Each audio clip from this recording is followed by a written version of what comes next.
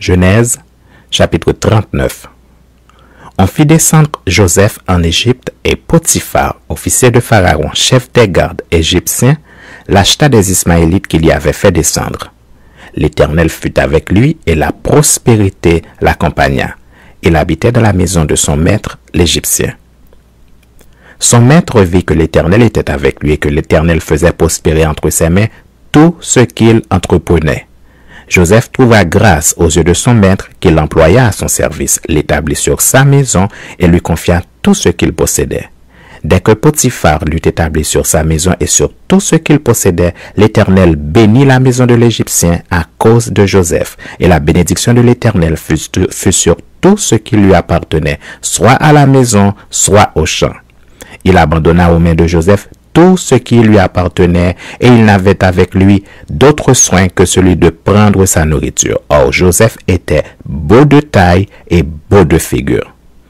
Après ces choses, il arriva que la femme de son maître porta les yeux sur Joseph et dit, « Couche avec moi. » Il refusa et dit à la femme de son maître, « Voici mon maître ne prend avec moi connaissance de rien dans la maison, et il a remis entre mes mains tout ce qui lui appartient. Il n'est pas plus grand que moi dans cette maison, et il ne m'a rien interdit excepté toi, parce que tu es sa femme. Comment ferais-je un si grand mal et pécherais-je contre Dieu? » Quoiqu'elle parlât tous les jours à Joseph, il refusa de coucher auprès d'elle, d'être avec elle. Un jour qu'il était entré dans la maison pour faire son ouvrage et qu'il n'y avait là aucun des gens de la maison, elle le saisit par son vêtement en disant « Couche avec moi ». Il lui laissa son vêtement dans la main et s'enfuit au dehors. Lorsqu'elle vit qu'il lui avait laissé son vêtement dans la main et qu'il s'en était enfui dehors, elle appela les gens de sa maison et leur dit, « Voyez, il nous a amené un Hébreu pour se jouer de nous.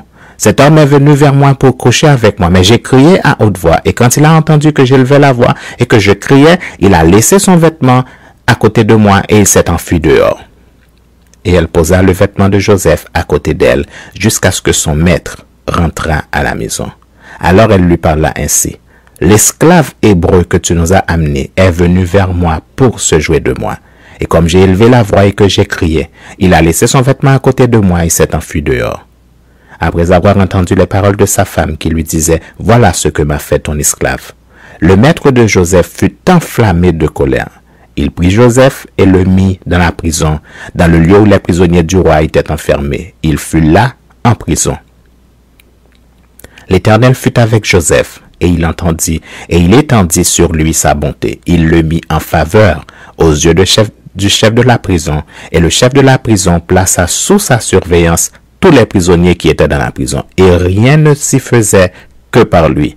Le chef de la prison ne prenait aucune connaissance de ce que Joseph avait en main, parce que l'Éternel était avec lui, et l'Éternel donnait de la réussite à ce qu'il faisait.